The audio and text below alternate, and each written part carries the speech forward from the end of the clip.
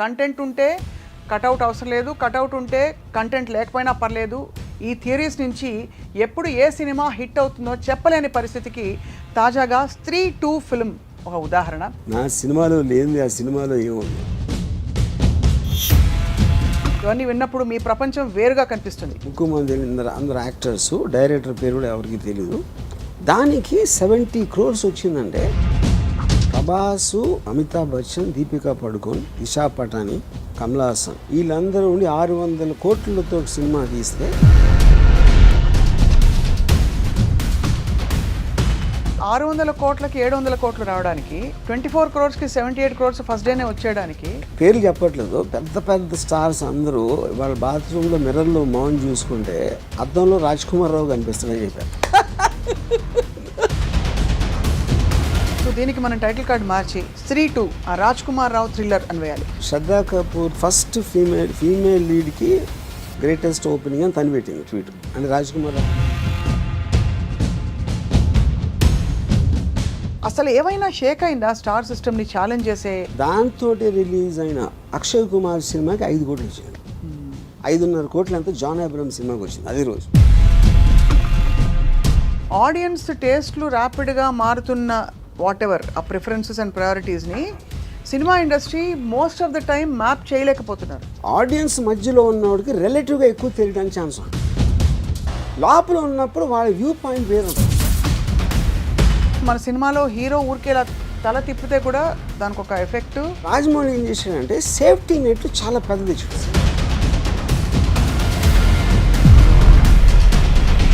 ఆలోచనతోటి కొంతమంది సర్వేవారు, కొంతమంది మొత్తం.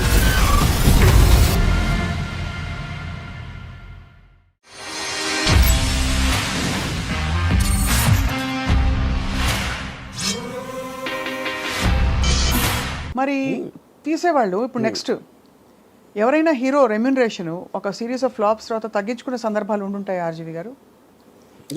చేస్తారు. That happens? Yeah, it happens.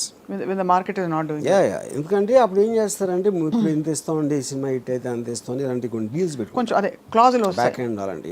The reason I asked that is because majority of this major expenses that we are talking about, ఇప్పుడు మొన్న కల్కి వచ్చింది, ఇట్ వాజ్ యాక్చువల్లీ ఫీస్ట్. వినడానికి ఒక అమితాబ్ బచ్చన్ గారు, ఒక సో అండ్ సో, ఒక సో అండ్ సో, ప్రభాస్ ఉంటే అసలు చూడొచ్చా అని, దీపిక ఇంకోవైపు. బట్ ఆ సినిమాలో ఈ స్టార్ దీనికి రెమ్యునరేషన్స్ చాలా అయి ఉంటాయి కదా. ఇప్పుడు అలాంటి సినిమా తీసి ఒక బ్యూటిఫుల్ అటెంప్ట్ అని మంచి పేరు తెచ్చుకుని, బట్ రిటర్న్ ఆన్ ఇన్వెస్ట్మెంట్ చూసుకుంటే 500 కోట్లకి 100-50 ఎక్కువ రావడం బెటరా, లేదు ఇలాంటి ఒక కొత్త స్కూల్ ఆఫ్ థాట్ బయలుదేరి న్యూట్రలైజ్ చేసే ఎఫెక్ట్ బెటర్ అంటారా? ఇక్కడ ఒక డేంజర్ ఏంటంటే, అంటే అది డేంజర్ అనొచ్చు కాదు కూడా, డేంజర్ ఏంటంటే మీకు సంవత్సరానికి 150 సినిమాల్లో రేంజ్ వైజ్గా చిన్న సినిమాలు అని చెప్పుకునే 90% ఉంటాయి. దాంట్లో 90% ఫెయిల్ అవుతాయి. సో ఆ 10%లో మీ సినిమా ఉంటుందా అని తెలియదు కదా మీకు. అవును. But economy will run like that. అంతే. అది that is a fail safe. అప్పుడు మేము పెద్ద సినిమా చేసి అన్కంట్రోల్డ్ బడ్జెట్ ఎంత రెమ్యూనరేషన్ ఇచ్చినప్పుడు ఎంత పోవటానికి ఛాన్స్ ఉందో. ఇప్పుడంటే ఇప్పుడు నేను పేరు చెప్పండి, ఇప్పుడు ఒక సినిమా మీరు 400 కోట్లు తీసారనుకోండి, దాంట్లో మీకు 200 crores నష్టం వచ్చింది అనుకోండి. ఇప్పుడు మీరు దీని బేసిస్లో 10 కోట్లు 15 కోట్లు సినిమా తీస్తే ఎంత పోయినా కూడా మీకు 10-15 పోతుంది. ఇక్కడలాగా 200 పోదు. అంతే కదా. అంతే రిస్క్ ఇస్ లెస్ అంటే తక్కువ. బట్ కొడితే జాక్ పాట్ కొడితే ఇంకా తిరుగుండదు అది. బట్ ఆల్ ద సేమ్ ఈ హీరోలందరూ వాళ్ళ రిస్క్ కూడా ఒక సినిమాలో ఎంగేజ్ అవ్వడం ఈజ్ వెరీ హై, బికాస్ వాళ్ళు తొందరగా పీక్ అయిపోతారు. ఆ తర్వాత దానికంటే ఏదైనా తక్కువ ఇస్తే చూసుకోరు. చచ్చినట్టు ఆ లీగ్ ఆఫ్ మార్కెట్లోనే ఇప్పుడు ప్రభాస్ వచ్చి సడన్గా మంచి ఒక ఇలాంటి ఒక 127 hours లాంటి సినిమాలో ఆర్ సంథింగ్ చేస్తారా అంటే whether people will digest, whether he'll take that risk we don't know. He's compelled to work now in very very big projects. దానికి రీజన్ ఏంటంటే 127 hours ఈ లెక్క థ్రిల్లర్ అనుకోండి ఏదో సంథింగ్. ప్రభాస్కి డబ్బులు ఇచ్చేది not about the story, not about that. అతను స్క్రీన్ మీద హై స్పీడ్లో వస్తే అంతమంది ఎక్సైట్మెంట్ వస్తుంది అనేది కాస్టింగ్ ఫ్యాక్టర్. అది that is what super stars are suppose to be. అప్పుడు అలాంటి మూమెంట్స్ ఉన్న స్టోరీనే వాళ్ళు ఎన్నుకుంటారు. అదే వాళ్ళు వచ్చి వేరే సినిమా తీసినప్పుడు ఆమీర్ ఖాన్ ఒక్కడే చాలా తెలుగు చేస్తాడు. ఆమీర్ ఖాన్ ఏం చేస్తాడంటే ఇప్పుడు ఏంటి, ఒక సపోజ్ తను గజనీ లాంటి సినిమా తీసాడు కూడా, చాలా పెద్ద హిట్ అయ్యేది. తర్వాత తను తారే జమీన్ పే తీస్తే, తారే జమీన్ పేలో చూస్తారా, అది మంచి స్టోరీ, కానీ గజనీకి అలవాటు పడిన వాళ్ళు దీన్ని చూస్తారా అంటే, దానికి ఆమీర్ ఖాన్ ఏం చేశాడంటే గజనీ నమ్మిన ప్రైస్లో 1/10 కమ్మాడు తారే జమీన్ పే. అప్పుడు ఆమీర్ ఖాన్ లాజిక్ ఏంటంటే, నేను ఈ సినిమాలు కూడా చేస్తాను, కానీ ఆ ప్రైస్కి అమ్మినప్పుడు ఆ ఆడియన్స్ నేను రీచ్ అవ్వలేను. దీని ఆడియన్స్ దీనికి ఉండదు. కరెక్ట్. యా. అప్పుడు ఏమైంది, గజనీ కాస్ట్ 40 crores అయితే ఇది 5 crores అయింది. 5 crores అయ్యేటప్పటికి ఇది కూడా 60 చేసింది. 60 crores తారే జమీన్ పే. అదే ఒక 90 చేసి ఉండొచ్చు. 60 కాకపోయినా 10 చేసినా కూడా హిట్టే కదా. అప్పుడు ఏంటి, మీరు ఎంత కాస్ట్ చేశారు, ఎంత వచ్చింది చూసి 100 మంది 1000 మంది చూసారు అనుకోండి ఆ పెద్ద సినిమా, దాంట్లో 900కి నచ్చకపోవచ్చు, కానీ వాళ్ళు చూస్తారు, మీరు ఆ డబ్బులు అయితే మీకు వచ్చేసినాయి. ఇప్పుడు ఇక్కడేమో 100లో 90 మందికి నచ్చినాయి. అవును. కానీ ఈ సినిమా చూసే జనం ఉన్నదే 100 మంది. నేను వాళ్ళని సాటిస్ఫై చేసినా కూడా నాకు హ్యాపీ. అది ఆమీర్ ఖాన్ లెక్క. ఓహో, అంతే. యా. అందుకని తను ఎక్స్ట్రీమ్లీ లో బడ్జెట్ వేస్తాడు, లేకపోతే వెరీ హై బడ్జెట్, రెండు. అప్పుడు వాటి డిజైన్ వేరే ఉంటుంది అంతే. Effectively ROI is better satisfied here, return on investment. ROI definitely. మీరు 40 crores సినిమా 80 చేయడానికి, 5 crores సినిమా 60 చేయడానికి ఎంత డిఫరెన్స్ ఉంది. పీకే గురించి కూడా అలాగే చెప్పారు. పీకే సినిమా రిలీజ్ అయినప్పుడు ఆమీర్ ఖాన్ ప్రొడ్యూస్డ్, దాని cost of production was much less than so many other films ఆ టైంలో వచ్చినవి ఆ లీగ్లో. సో బట్ ఇవన్నీ ఏంటంటే ఈ యాజ్ అన్ అనాలిసిస్, ఇదంతా హాలీవుడ్ స్టార్స్. ఇప్పుడు ఫర్ ఎగ్జాంపుల్ టామ్ హ్యాంక్స్ ఉన్నాడు, హీల్ డూ కాస్ట్ అవే, ఒకే యాక్టర్ మొత్తం ఐలాండ్లో ఒకడే ఉంటాడు. He'll do a very big budget of some other film. వాళ్ళు ఏంటంటే వాళ్ళంతా స్టూడియోస్ కంట్రోల్ చేస్తాయి, బయర్స్ ఉండవు. ఈ బయర్స్ మీడియేషన్ లెవెల్లో ప్రైసెస్ అనేది ఇది అయిపోతుంది. అప్పుడు PVR జానేతు జానేనా సినిమా, అదే ఒక 5 కోట్ల సినిమా, ఆమీర్ ఖాన్ మేనలుడు, ఆమీర్ ఖాన్ ప్రొడ్యూస్ చేశాడు. ఆమీర్ ఖాన్ ఏం చేశాడు, అది వాళ్ళు 35 crores ఆఫర్ ఇచ్చారు కొనడానికి. ఆమీర్ నేను వద్దన్నాడు, నేను 5 కోట్లకి తీశాను, మీరు నాకు డబ్బు ఇవ్వద్దు అసలు, రిలీజ్ చేసి 95% ప్రాఫిట్ నాకేమన్నాడు. అప్పుడు ఆమీర్ లాజిక్ ఏంటి, నేను 35కి నేను ఇస్తే అది 30 కలెక్ట్ చేసినా ఫ్లాప్గా వస్తుంది, 5 crores పోయినాయి కాబట్టి. నేను 5K ఇస్తే 6 వచ్చినా కూడా హిట్ అది. కరెక్ట్. యా. ఈ లాజిక్ ఆమీర్ చేసినాడు, ఎవరు చేయరు. అప్పుడే మీకు ఒక ప్రభాస్ ఒక సినిమా బ్లాక్ బస్టర్ అయిపోతుంది, మళ్ళీ రాధేశ్యామ్ మీద ఆడదాం, సడన్గా రాధేశ్యామ్ ఏమైపోయింది, అదేంటి, because of the cost factor and the selling factor. అది.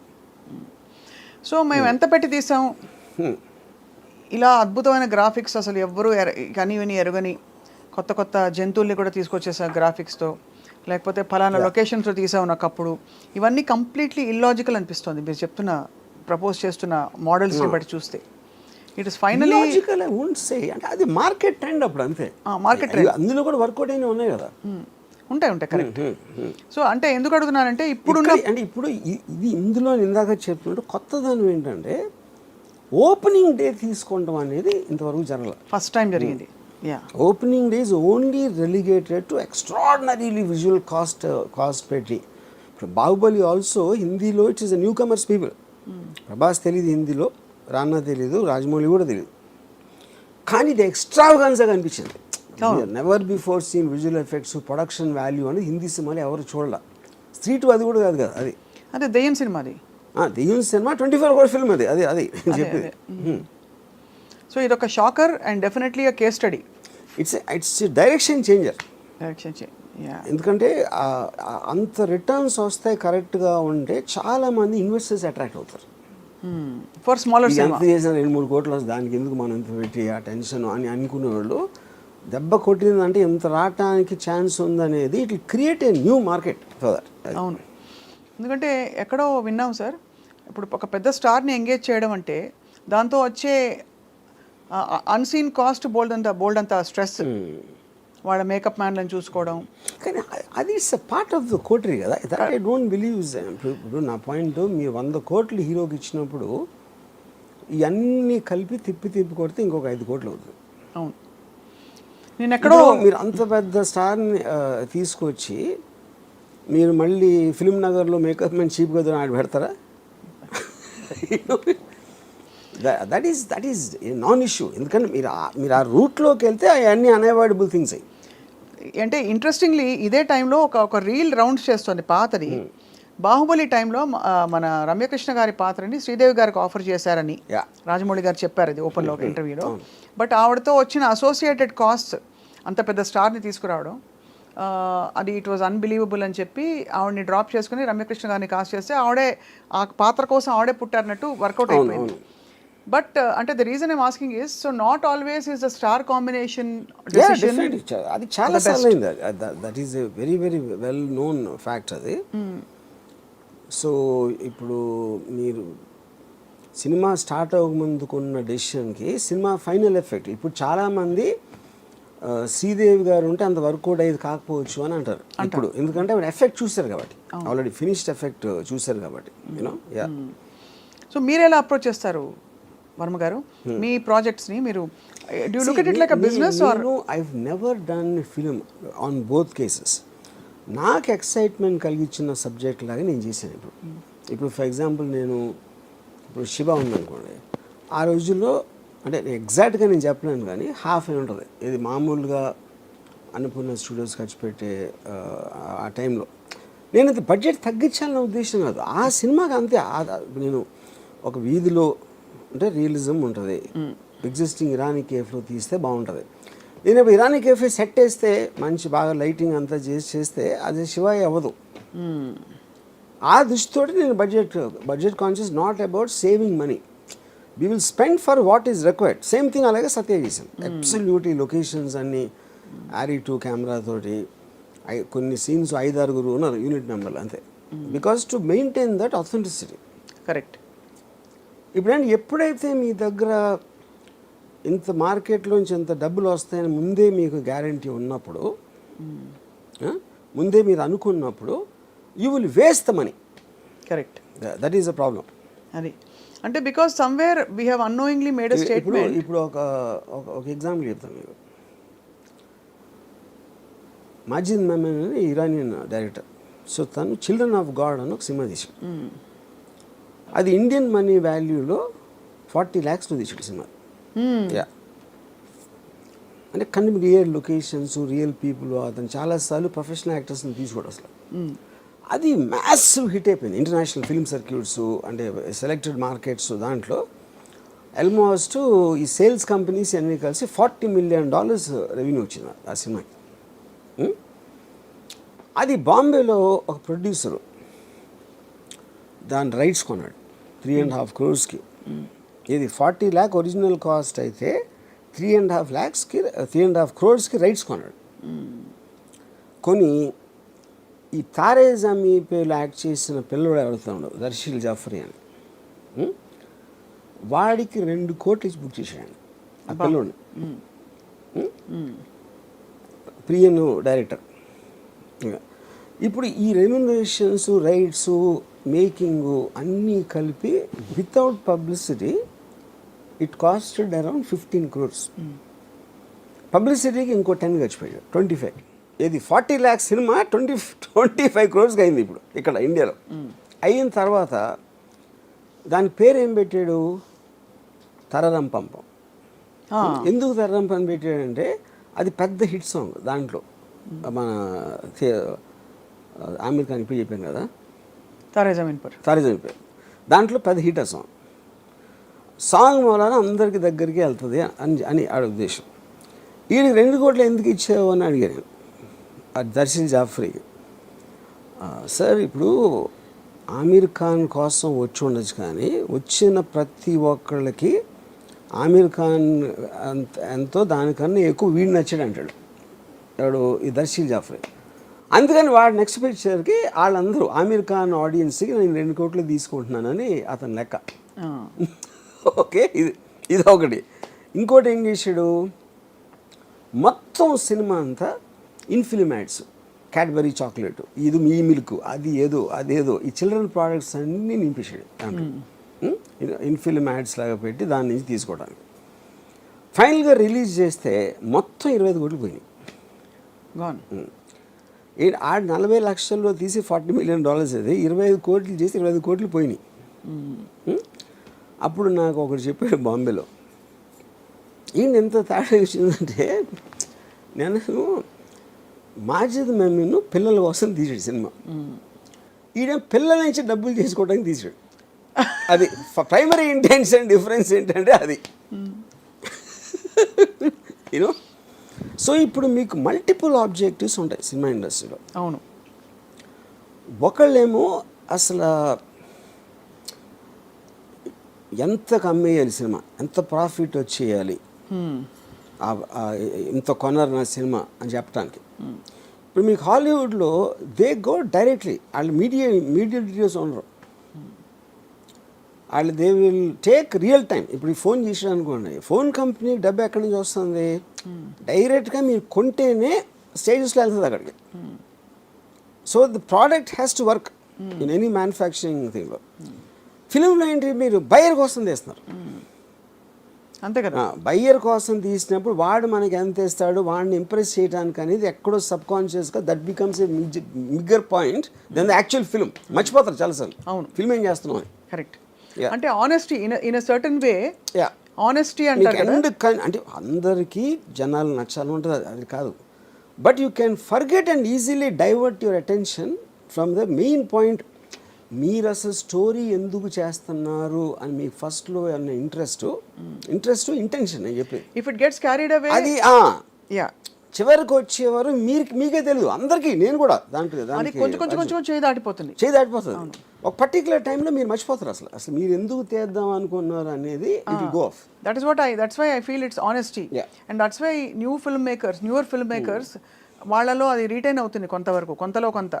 ఎందుకంటే వాళ్ళకి ఎక్కడో ఒక conviction so called what ever పట్టు కూర్చుంటారు. బట్ వాళ్ళు కూడా మళ్ళీ రిపీట్ వండర్స్ చేయమంటే they may not be able to deliver, because వాళ్ళు కూడా they get carried away with so many influences. Correct.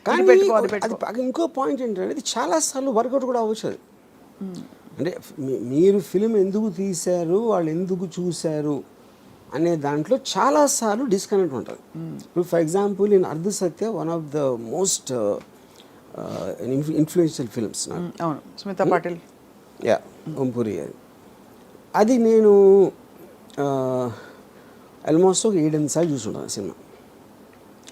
నేను ఆ డైరెక్టర్ని ఒకసారి రెహమాన్ స్టూడియోలో కలిసాను, గోవిందీలో అని. నేను ఆయనతో ఆ సినిమా గురించి మాట్లాడితే ఆయన సినిమాది నాకు చెప్పారు అసలు అది ఫాదర్ సన్ రిలేషన్షిప్ మీద నేను ఇన్స్పైర్ అయ్యి తీశాను, that is what which work. నేను అన్నాను, సరే నేను ఉట్టి ఫాదర్ సన్ సీన్లే నేను ఫాస్ట్ ఫార్వర్డ్ చేసి ఉండని చెప్పా, ఇది రిపీటెడ్ వ్యూస్లో. నేను చూసింది రామశెట్టి అని ఒక విలన్ క్యారెక్టర్ మలాను. నిజంగా ఆశ్చర్యపోయాను, ఎందుకంటే ఆయన కూడా తెలియదు కదా, సినిమా అయిపోయింది, రిలీజ్ అయిపోయింది, ఎవరెవరో ఏదేదో చెప్తారు. మెయిన్ రీజన్ దానికైనా నేను అనుకుంటే ఇక్కడ ఇంకో డైరెక్టర్ అసలు నేను ఆ సీన్ కోసమే చూడలేదని చెప్పాను. ఇప్పుడు బ్యాండిట్ క్వీన్ ఎక్స్ట్రాడినరీ ఫిల్మ్ అది, పూలందేవి. అది నా ఉద్దేశంలో ఎలా తీయకూడదు అనే దానికి టెక్స్ట్ బుక్లో ఉన్న దాన్ని రీమేక్ చేశారు తెలుగులో. అది దానికన్నా 10 రెట్లు అడిగింది. ఏది బ్యాండిట్ క్వీన్ కన్నా ఎక్కువ. అప్పుడు ఏంటి అర్థం, దానికి ఏం చెప్తాను, దేర్ ఇస్ నో లాజిక్, ఏం లేదు. అంటే అది నా సెన్సిబిలిటీ అంతే, లాజిక్ ఉంది. ఆడియన్స్కి నచ్చింది, ఎందుకు నచ్చింది అంటే వాళ్ళు ఈచ్ పర్సన్ చెప్పాలి. మీరు చెప్తున్న దాన్ని బట్టి ఆర్జీవి గారు, ఆడియన్స్ టేస్ట్లు ర్యాపిడ్గా మారుతున్న వాట్ ఎవర్ ఆ ప్రిఫరెన్సెస్ అండ్ ప్రయారిటీస్ని cinema industry most of the time map చేయలేకపోతున్నారు. మ్యాప్ చేయలేక కొన్ని ఇండస్ట్రీకి లీస్ట్ తెలుస్తుంది యాక్చువల్గా, ఎందుకంటే లోపల ఉన్నారు కాబట్టి. అవును, ఆడియన్స్ మధ్యలో ఉన్నవాడికి రిలేటివ్గా ఎక్కువ తెలియడానికి ఛాన్స్ ఉంది. రిలేటివ్లీ అది కూడా ఫుల్గా కాదు, ఎందుకంటే ఆడియన్స్. నేను విజయవాడ నుంచి వచ్చి నేను హైదరాబాద్ మన అనుపూర్ణ తిరుగుతున్నప్పుడు ఇళయరాజా ఎంత పాపులర్ అనేది నాకు స్టూడెంట్గా ఉన్నప్పుడు తెలుసు. ఎందుకంటే మేము షాపులకి వెళ్ళి రికార్డ్ చేయించుకున్నాను క్యాసెట్లో. అక్కడ ఇళయరాజాకి సెపరేట్ బుక్ మెయింటైన్ చేసేవాడు. మిగతా చక్రవర్తి ఇది అది అందరూ కలిపి ఒక బుక్ ఉంటే ఇళయరాజా గారికి ఒక సెపరేట్ బుక్ ఉండేది. అది నేను చెప్తే అనుకున్న స్టూడెంట్స్ షాక్ అయిపోయాడు. వాళ్ళకి తెలియదు అసలు ఇళయరాజా అంత పాపులర్ అని. దానికి కారణం ఏంటంటే ఈ పెద్ద సినిమాలన్నీ కూడా మోస్ట్ ఆఫ్ దెమ్ చక్రవర్తి గారు వీళ్ళు చేసేవారు.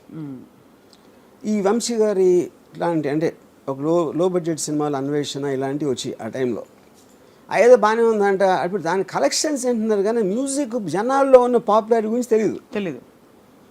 సో అప్పుడు నేను శివాకి ఇళయరాజా అని ఇన్సిస్ట్ చేస్తే చాలా కష్టమయ్యేది. అంటే చక్రవర్తి ఉన్నారంటే వాళ్ళు ఇళయరాజా అంటే అలా ఉండేది మాట బేసిక్గా. అదే అప్పుడు ఎందుకు అది లోపల ఉన్నప్పుడు వాళ్ళ వ్యూ పాయింట్ వేరు ఉంటుంది పబ్లిక్లో ఉన్నదానికి.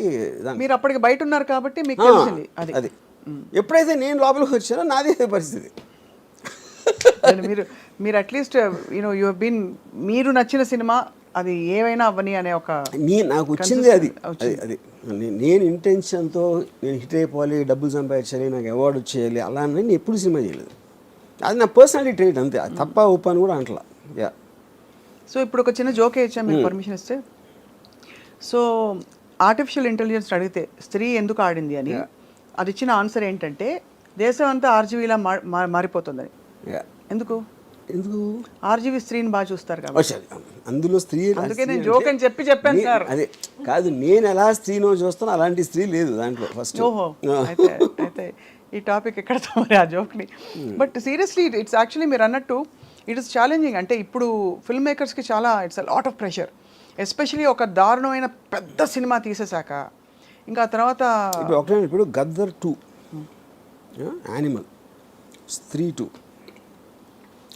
ఇంత వేరీడ్ ఫిల్మ్స్ అసలు ఒకదానికొకటి సంబంధం లేకుండా అంత బ్లాక్ బస్టర్స్ అవుతున్నాయంటే దాని అర్థం ఏంటి? జనాలు ఏదైనా చూస్తారు. అప్పుడు ఏదైనా చూస్తాను మనం అనుకుంటే ఏం చూస్తారో తెలియదు అనేది ఫాలో అవుతుంది. అంతే. అప్పుడు ఇంకా మనం అనుకున్నది మనం కన్విక్షన్తో చేయటం తప్పిస్తే there is no other choice for anybody. There's no correct, there's no other choice. After that it's about the figures. Correct. ఏ కాస్ట్లో తీయాలి అవి ప్రాక్టికల్ డెసిషన్స్, అది viability, correct, practical decisions and all that. But ఏదేమైనా మన కన్విక్షన్ని దాటి వెళ్ళి తీయడం వల్ల అది ఛాన్స్ ఆఫ్ హిట్ అవ్వడం ఉండొచ్చు కానీ but there are more chances you'll fail because you are carried away in a lot of noises which is not your own voice. అంతేనా? That's the point. Yeah. So interesting. మీరు స్త్రీ 2 ని ఇప్పుడు మీ 2గా మార్చి మేము వెళ్ళి చూస్తాం సినిమాని. అది నేను చూడలేదు ఇంకా. But the point is this a paradigm shift in terms of. మీకు రాజ్ కుమార్ రావు ఫ్రెండా sir? I know him. You know him. Did you tell him that the film is? No. You haven't yet told. Well, I'm sure he'll be surprised with your tweet. And strangely, tana first film naade nathonu chesaడు. Oh. He has some 3-scene role in Run.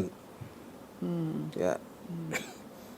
కానీ ఇక్కడ again I'm telling you ఇది రాజ్ కుమార్ రావుకి సంబంధమే లేదు. ఇది కానీ 10 రోజులు అనుకున్నాడు కదా. ఫిలిం అనేది జస్ట్ ఇప్పుడు ఇంకోటి ఇలాగ ట్రైలర్ అన్నారు కదా, ట్రైలరు ఎందుకు అసలు ఏం చూస్తారు ట్రైలర్లు అనేది. ఇప్పుడు చాలా సినిమాలు మీకు 20 million వ్యూస్ అలా 30 million వ్యూస్ వస్తాయి, సినిమాకి ఎవడు రాడు. అప్పుడు అక్కడ ఒక లాజిక్ ఏంటంటే ఇంతమంది చూశారు కాబట్టి వాళ్ళందరూ వస్తారు అని మనం అనుకుంటాం. అంతమంది చూశారు కానీ వాళ్ళు చాలామందికి నచ్చలేదని అప్పుడు అర్థమవుతుంది. అంతేగా. ఇప్పుడు ట్రైలర్ చూడటానికి నచ్చడానికి డిఫరెన్స్ ఉంది కదా. Akshay Kumar highest paid actor in the country అంటారు, నిజమా sir? Akshay Kumar no, it's not more than Prabhas అంటారు. Prabhas is highest paid. Prabhas I think would be the highest. నాకు సరిగ్గా ఎగ్జాక్ట్గా తెలీదు but I would believe. Yeah, because దానికి వన్ ఆఫ్ ద రీజన్స్ ఒకటి films, రెండోది దానికి మల్టిపుల్ లాంగ్వేజ్లో మార్కెట్ ఉంటుంది కదా, which Akshay Kumar won't have. Correct, that's true, that makes sense. Yeah, తప్పకుండా. ఈ డార్క్ కామెడీ అండ్ సో ఇప్పుడు హారర్ కామెడీలు విపరీతంగా తీయటం మొదలెడతారు ఇప్పుడు అందరూ. ఇప్పుడు చక్కగా చేతులు కాల్చుకుంటారు. ఇప్పుడు అంటే మీకు any success is always followed immediately. Yeah, so ఇప్పుడు ఒక మొత్తం ప్రొడక్షన్ ఆఫీసెస్ అన్నిటిలో ఒక డార్క్ బ్లూ గ్లూమీ లైటింగ్ ఎందుకంటే ఆ టోన్లో తీసేది ఇది. ఓహో. స్త్రీ టూ లైటింగ్ టోన్ అది. మొత్తం లైట్లు హరిపేసి బ్లూ లైట్ వేసుకుని నాలుగు వేస్తారు. ఏంటి నాలో లేనిది అమ్మాయిలో ఏముంది అని ఆలోచించినట్టు నా సినిమాలో లేనిది ఆ సినిమాలో ఏముంది అని అందరూ ఆలోచించుకుంటూ ధ్యానం చేసుకుంటూ కూర్చోవాలి. నేను యానిమల్ గురించి చెప్పినప్పుడు సందీప్ అంగకి చెప్పాను, మొత్తం ప్రొడక్షన్ ఆఫీస్లో మీ డిస్కషన్ రూమ్ ఉంటుంది కదా, ఆ డిస్కషన్ రూమ్లో డెసిషన్స్ తీసుకుంటారు. స్టోరీ ఏంటి, ఎలా ఉండాలి, ఇలాంటివన్నీ జరుగుతూ ఉంటాయి. అప్పుడు వేరే వాళ్ళు వస్తారు. వచ్చినప్పుడు అందులో పెద్ద మాస్టిఫ్ కుక్క ఉందనుకోండి. ఇప్పుడు మీ కుక్క అంటే మీకు కంఫర్ట్ ఉంటుంది. ఆ బయట నుంచి వచ్చే వాళ్ళకి ఇంత పెద్ద కుక్క ఏమైనా చేస్తుందా, గబుక్కుని కరుస్తుందా అనే ఒక టెన్షన్ ఉంటుంది కదా. ఆ టెన్షన్లో కూర్చుని దాని మూమెంట్స్ గమనిస్తూ ఉంటారు. ఇటు ఒకటి తిరుగుతూ ఉంటుంది. అలా గమనిస్తున్నారు అయితే. అది అలాగా యానిమల్ అనే సినిమా అది చేస్తాను నేను ప్రొడక్షన్ ఆఫీసెస్లో. అంతే, వీళ్ళు ఏం డిస్కస్ చేసినా యానిమల్ తిరుగుతూ ఉంటుంది వాళ్ళ మైండ్స్లో. కానీ అలానే అమాంతం ఇప్పుడు వెళ్ళి అంటే రణబీర్ కపూర్ని చూపించినట్టు వాళ్ళు ఎక్కడైనా ఎక్స్ట్రీమ్ సీన్స్ చూపించేది ఎక్స్ట్రీమ్ సీన్స్ మొలానే ఆడింది అంటే అదే కదా మిస్టరీ ఆఫ్ ఫిల్మ్ ఇండస్ట్రీ. అదే అందరికీ. ఇప్పుడు రీసెంట్గా ఒక డైరెక్టరు హిందీలో హిట్ అయిన సినిమా తీసాడు. దాని కమర్షియల్ ఎలిమెంట్స్ పెడితే ఇంకా బాగా ఆడుతుందని తన ఉద్దేశం. చాలామంది ఏమంటున్నారు, అది పెట్టిన మూలనే మొత్తం స్పాయిల్ అయిపోయింది అంటారు. కానీ అది అయిపోయిన తర్వాత చెప్పొచ్చు ఎవరైనా, ఎవరికి ఇష్టం వచ్చిన వాళ్ళు చెప్తారు. మరి ఆ టైంలో తను అనుకున్నది. ఇంకోటి సినిమా అనేది ఎప్పుడు ఒక్కడి మళ్ళీ అవ్వదు కదా.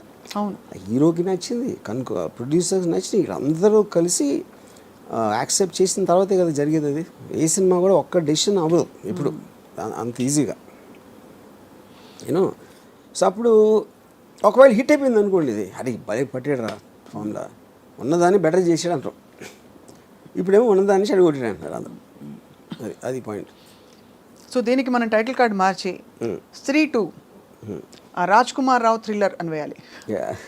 అంతేనా? I'm just kidding. అంటే that's how he must be feeling or most people must be feeling. ఇప్పుడు శ్రద్ధా కపూర్ తన స్టార్డమ్ ఎక్కువ అని తన ఫీలింగ్. అందుకని ఫస్ట్ ఫీమేల్ లీడ్కి గ్రేటెస్ట్ ఓపెనింగ్ అని తను పెట్టింది ట్వీట్. అంటే రాజ్ కుమార్ రావు అనే లెక్కలోనే లేడు అని తన ఉద్దేశం. బట్ మరి తన ఇతర సినిమాలు ఏమి ఆడలేగా, అది వేరే విషయం. ఇప్పుడు వచ్చిందేమో స్టార్డము. నీకు వచ్చినప్పుడు పట్టుకోవాలి, కానీ మళ్ళీ మీరు కూడా లాజిక్ ఆలోచిస్తారుగా.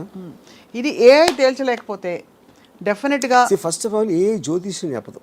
ఉన్న దానికి మీకు అందరికన్నా బెటర్గా ఎక్స్ప్లెయిన్ చేస్తుంది, కానీ అది జ్యోతిష్యాలు కదా. డిరైవ్డ్ డేటా నుంచి కన్క్లూజివ్గా. But it might be able to say ఎప్పుడు చెప్పగలుగుతుంది ఏఐ దీని గురించి ఇన్ టర్మ్స్ ఆఫ్ దాని అల్గోరిథమ్స్లో ఏ సాంగ్ అయితే యూనో ఇప్పుడు నెట్ఫ్లిక్స్ వీటిలో కూడా ఈ మధ్యన they are using artificial intelligence to select the content.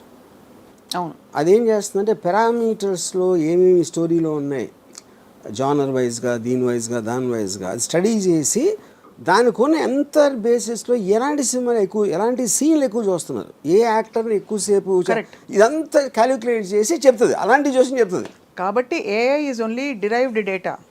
But ఇవాళ మీరు నేను చూడండి, నార్మల్ న్యాచురల్ యావరేజ్ ఇంటెలిజెన్స్ అంటే మీరు కాదు నేను, ఇవాళ ఒక సినిమా గురించి గంటసేపు మాట్లాడాం, AI I'm sorry I cannot answer that అంటుంది. కాబట్టి మనమే గొప్ప. ఎందుకంటే స్పెక్యులేషన్ చేయదు, అది పాయింట్. రైట్, మన హ్యూమన్ బీయింగ్ స్పెక్యులేట్ చేస్తారు. ఏమంటుంది conspiracy theories. But it's always interesting to talk about Indian cinema. ఇంత కాంప్లెక్స్ స్కేప్లో I mean we have so much of activity happening. ఒక బలగం ఆడేస్తుంది, హిట్ అయిపోతుంది. ఇంకో పక్క ఇంకేదో శ్రీదేవి ఏదో జ్యూస్ సెంటర్ బేబీ ఒకటి ఆడేస్తుంది. ఇంకో చోట కల్కి లాంటి మ్యామత్ ఫిల్మ్స్ వస్తున్నాయి. యా, సో మీరేమో నా పెళ్ళాన్ని దెయ్యమని భార్యల మీద అటాక్ చేస్తూ స్ట్రీట్ లాంటివి వస్తాయి. అది ఇప్పుడు కరెంట్ మాన్స్టర్ కాబట్టి. Right sir, we'll catch up again on cinema and more. Thank you so much for your time. Yeah, right.